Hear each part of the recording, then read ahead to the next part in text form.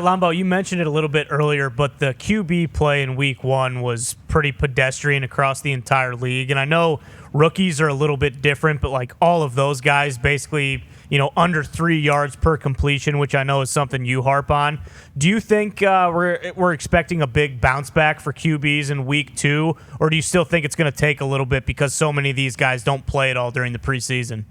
I think so many of them don't play. I think the rhythm in the passing game is really bad. I think when you look at it, we only had 2 quarterbacks who threw the ball for over 300 yards. Both of them didn't cover the spread. I think the passing games were behind. And these offensive line play is struggling too, because remember, not only did the quarterbacks not play, a lot of teams didn't play their offensive linemen. And so now all of a sudden protection breaks down and it became harder, and third down becomes harder to convert. I think you've got to get better play out of your quarterback. I mean, Arizona, look, they go into Buffalo. Kyler Murray averaged 5.5 yards attempt. That's not good enough to win. It couldn't get the ball to Marvin Harrison. So I don't think it was as much the defense as it was the lack of execution. As you go through all the single games and you start watching this, and there's going to be a jump. You're going to see a jump from week 1 to week 2 where the quarterbacks finally have played and they're going to get better. Will Kirk Cousins improve? Or is it really his Achilles because you didn't look like he could drive the ball? You hope he can improve because you want him to be healthy. But to me, that's been the issue, and I think that's going to continue. But this line play's got to get better. The line play. Look, Cincinnati couldn't block. They couldn't block Kenyon White in that game. He had 2.5 sacks. He was dominant in there. They became a problem. And that you can't throw the ball when your quarterback's on his back. Yeah, out of Florida State, obviously an absolute beast, seemingly from day one. You talk about the Atlanta Falcons and Kirk Cousins. How many pressures was it the Pittsburgh Steelers had? They had it was like 48% of his dropbacks or something like that. And T.J. Watt had Yeah. Well, they acted like they didn't know he was going to be at the game. They acted like he wasn't going to be there. I don't know what Atlanta was thinking. Obviously, they thought TJ was off this week. I guess they missed that memo. He wasn't. Look, if I'm coaching Atlanta, I'm not letting McCrary block him. Look at that. That's coaching malpractice right there. You can't block. This guy is the top player in the league. You set up an edge. Go back to that first play there. Go back to that first play there because I don't think it's 12 seconds too. This is the game. This is the game. Yeah, he's coming around the edge. You don't have any way to help him. No chip, no back. None, one-on-one. No chip. That is the game. Look, I've said this all summer, and if you listen to my pod or my show, Atlanta's offensive line is a run-blocking, play-action pass line. They're not a drop-back pass. When they have to throw it in that, I know they get high grades from all these services and all that crap, but their offensive linemen are set up for play action. But you can't do that. You can't allow – nobody's blocking T.J. Watt one-on-one. I promise you this. I know Sean Payton well enough to know that he's not going to do this.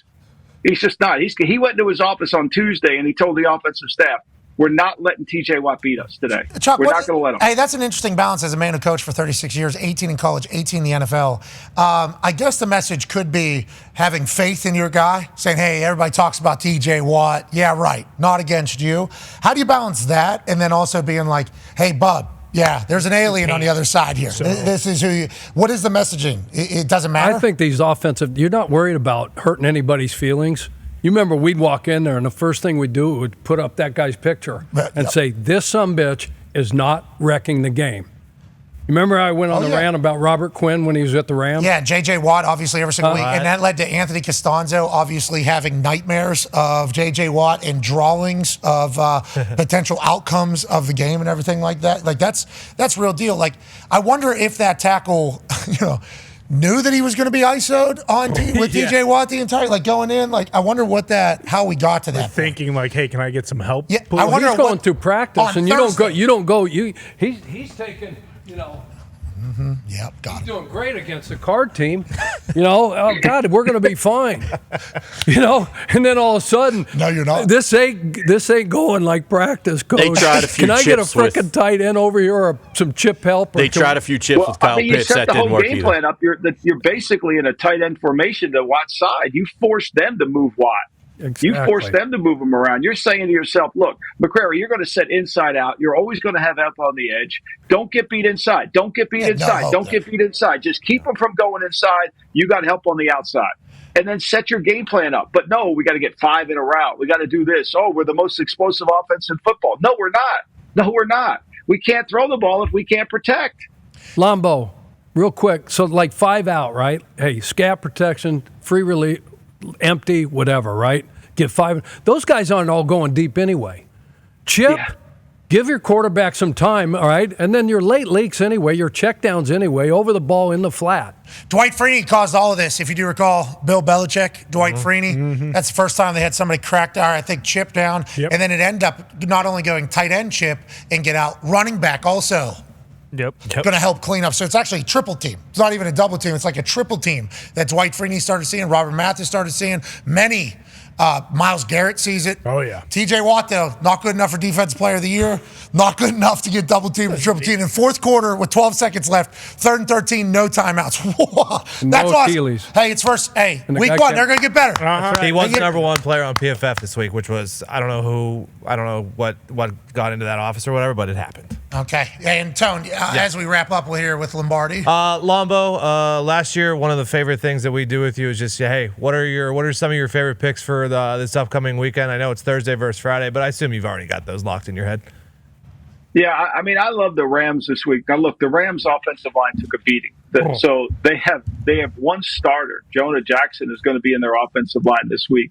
But here's what I think fans have to understand about the injury report is when you know as a coach that you're not going to have players, you game plan around it. So Sean McVay's really good. I don't think Sean McVay's going to go 0-2. And if you're telling me I get 1.5 points with the Rams on the road, I'm going to take it because I think he's very good at game planning. Matthew Stafford, I thought, was sensational. I mean, he was getting the crap beat out of him. He had a left tackle who wasn't a left tackle playing over there. Then Detroit was smart as hell. What did Detroit do in that game? Oh, they took Aiden Hutchinson and moved him over to the other side because they knew they had a patsy in there and they knew they could take advantage of it. Got a fish here.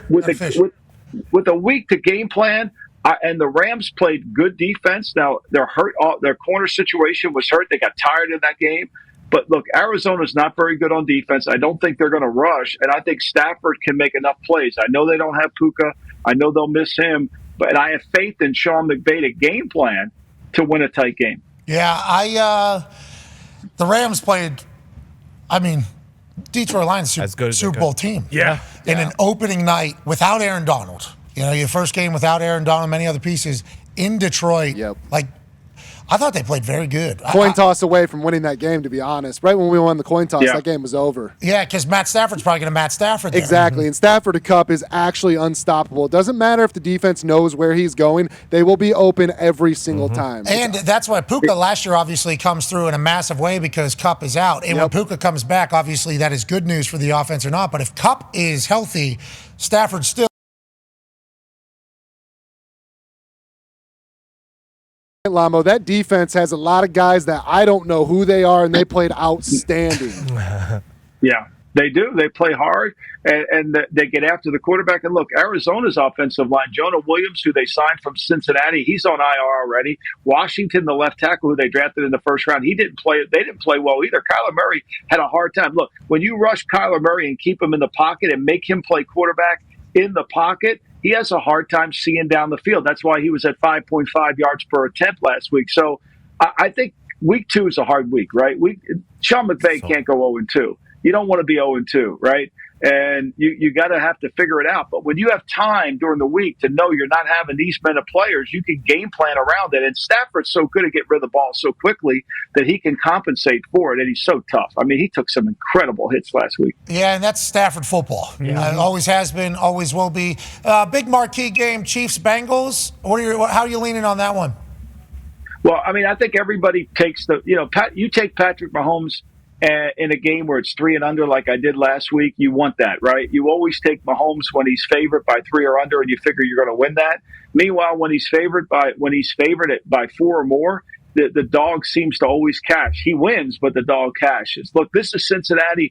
They have played very well there. They won a conference championship game there. They've also taken them they lost one because of a punt return and a penalty. I just don't know where Burrow is, and they got to fix their offensive line. Trent Brown didn't play well for Cincinnati last week at right tackle. Do they promote Mims, who's been hurt, their first-round pick? We'll see, but I think this is a big game. Now, we've heard nothing about Jamar Chase not practicing or not playing, so assume he's going to play, but they still don't have T. Higgins, which makes it a problem. But I think that Zach Taylor understands what Spagnuolo tries to do against him. I think he has a good handle on it. This is going to come down to, do they have enough in their defensive front to put some pressure on Mahomes. I think that remains to be seen. Look, they couldn't stop New England from running the ball last week, Cincinnati's defense. They missed DJ Reader in there. There's no question.